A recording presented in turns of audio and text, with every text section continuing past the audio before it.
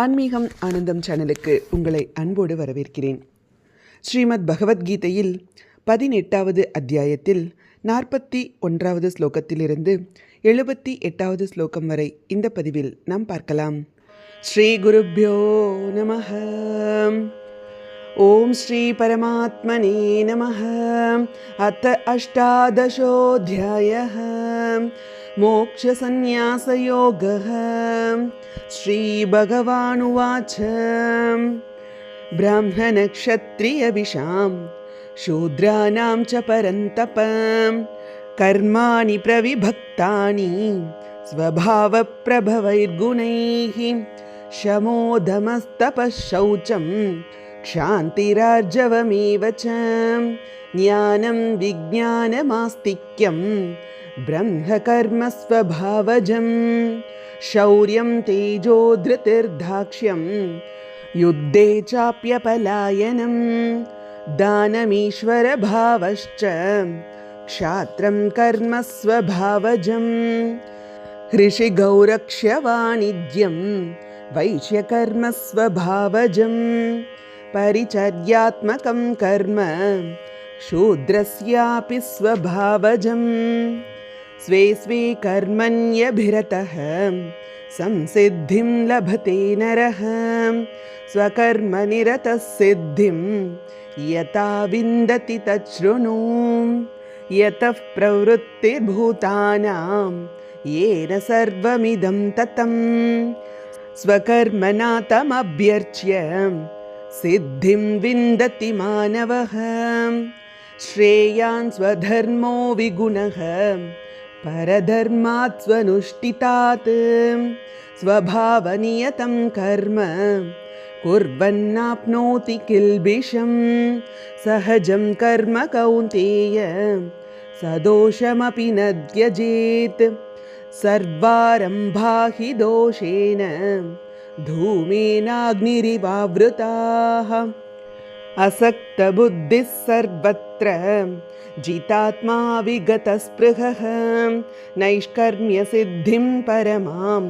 सन्न्यासेनाधिगच्छति सिद्धिं प्राप्तो यथा ब्रह्म तथाप्नोति निबोध मे समासेनैव कौन्तेय निष्ठा ज्ञानस्य या परां बुद्ध्या विशुद्धया युक्तः धृत्यात्मानं नियम्य च शब्दादीन् विषयान् त्यक्त्वा रागद्वेषौ व्युदस्य च विविक्तसेवी लघ्वाशी यतवाक्कायमानसः ध्यानयोगपरो नित्यं वैराग्यं समुपाश्रितः अहङ्कारं बलं दर्पं कामं क्रोधं परिग्रहं विमुच्य निर्ममः शान्तः ब्रह्मभूयाय कल्पते ब्रह्मभूतः प्रसन्नात्मा न शोचति न काङ्क्षति समः सर्वेषु भूतेषु मद्भक्तिं लभते परां भक्त्या मामभिजानाति यावान्यश्चास्मि तत्त्वतः ततो मां तत्त्वतो ज्ञात्वा विशति तदनन्तरं सर्वकर्माण्यपि सदा कुर्वाणो मद्व्यपाश्रयः मत्प्रसादादवाप्नोति शाश्वतं पदमव्ययम् चेतसा सर्वकर्माणि मयि सन्न्यस्य मत्परः बुद्धियोगमुपाश्रित्य मच्चित्तः सततं भव मच्चित्तः सर्वदुर्गाणि मत्प्रसादात् तरिष्यसि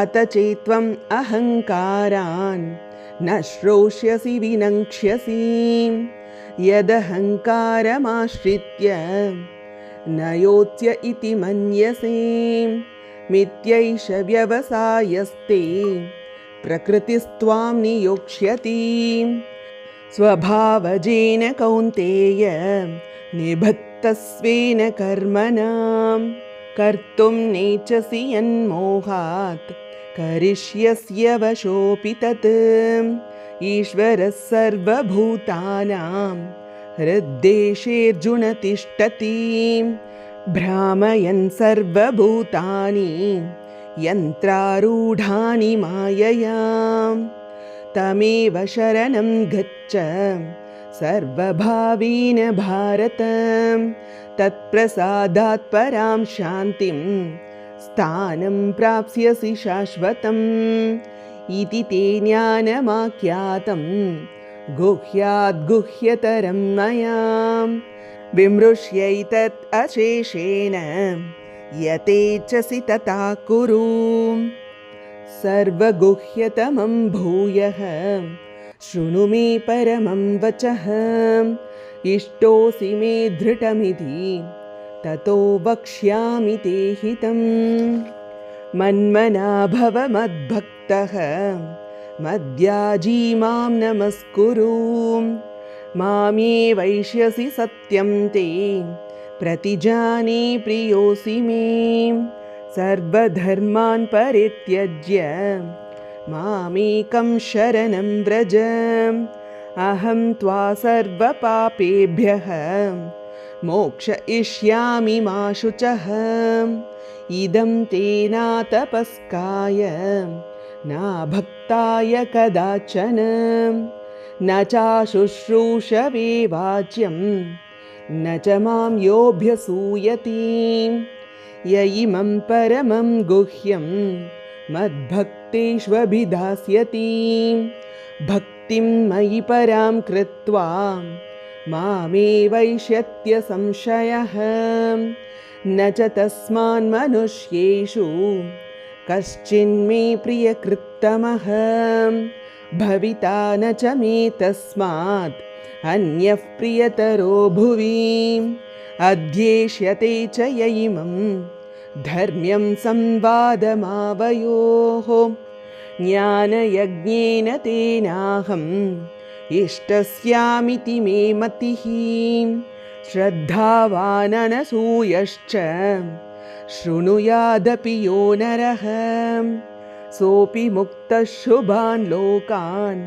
प्राप्नुयात् पुण्यकर्मणां कच्चित् एतत् श्रुतं पार्थ त्वयैकाग्रेण चेतसा कच्चिदज्ञानसम्मोहः प्रनष्टस्ते धनञ्जय अर्जुन उवाच नष्टो मोहस्मृतिर्लब्धा त्वत्प्रसादान्मयाच्युत स्थितोऽस्मि गतसन्देहः करिष्ये वचनं तव सञ्जय उवाच इत्यहं वासुदेवस्य पार्थस्य च महात्मनः संवादम् इममश्रौषम् अद्भुतं रोमहर्षणम् व्यासप्रसादात् श्रुतवान् एतद्गुह्यमहं परं योगं योगीश्वरात् कृष्णात् साक्षात् कथयत स्वयं राजन् संस्मृत्य संवादमिममद्भुतं केशवार्जुनयोः पुण्यं हृष्यामि च मुहुर्मुहुः तच्च संस्मृत्य रूपमत्यद्भुतं हरेः विस्मयो मे महान् राजन् हृष्यामि च पुनः पुनः यत्र योगेश्वरः कृष्णः यत्र पार्थो धनुर्धरः तत्र श्रीर्विजयो भूतिः ध्रुवा नीतिर्मतिर्मम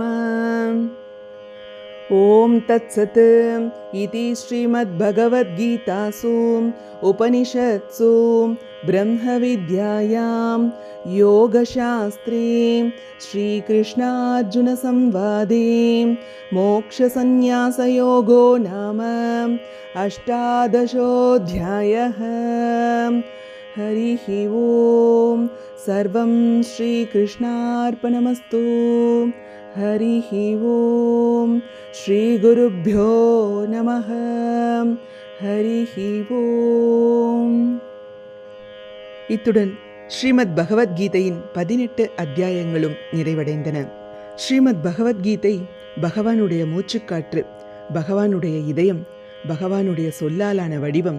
உள்ளத்தில் கீதை, சொல்லில் கீதை, செயலில் கீதை, புலன்களிலும் உடலிலும் சாக்ஷாத் கீதை என்று இப்படி அழகுற ஒருவருக்கு அமைந்துவிட்டால் அவர் சாக்ஷாத் கீதையின் வடிவினர்தான்.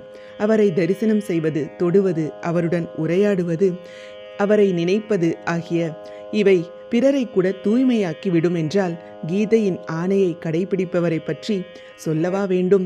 உண்மையில் கீதைக்கு இணையாக உலகில் யக்ஞத்தையோ, தானத்தையோ, தவத்தையோ, புண்ணிய தீர்த்தத்தையோ, விரதத்தையோ, அடக்கத்தையோ, உபவாசம் முதலிய நற்பழக்கங்களையோ கூட சொல்ல முடியாது.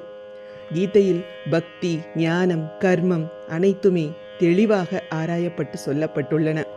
ஆதலால் வேறு சாஸ்திரங்கள் எதற்கு? ஸ்ரீமத் பகவத்கீதையை மட்டும் படித்தால் போதுமே. ஏனெனில் இது சாக்ஷாத் பகவான் ஸ்ரீ பத்மநாபனின் திருமுகத் தாமரையிலிருந்து வெளிவந்தது. கீதையிலே அனைத்து சாஸ்திரங்களும் அடக்கம். ஸ்ரீ ஹரியோ அனைத்து தேவர்களுக்கும் இருப்பிடம். கங்கையினுள் எல்லா புண்ணிய தீர்த்தங்களும் அடக்கம். கீதை, கங்கை, காயத்ரி, கோவிந்தன் என்கிற 4 காரங்கள் எவன் மனத்தில் பதிந்துள்ளனவோ அவனுக்கு மறுபிறவியே கிடையாது. இவ்வளவு மகத்துவம் வாய்ந்த கீதையை கற்போம், கற்பிப்போம். இது போன்ற ஸ்லோகங்களுக்கும் ஆன்மீக விஷயங்களுக்கும் மறக்காம நம்ம சேனலை சப்ஸ்கிரைப் பண்ணிக்கோங்க. நல்லதே நடக்கட்டும், நன்மையே பிறக்கட்டும். நன்றி, வணக்கம்.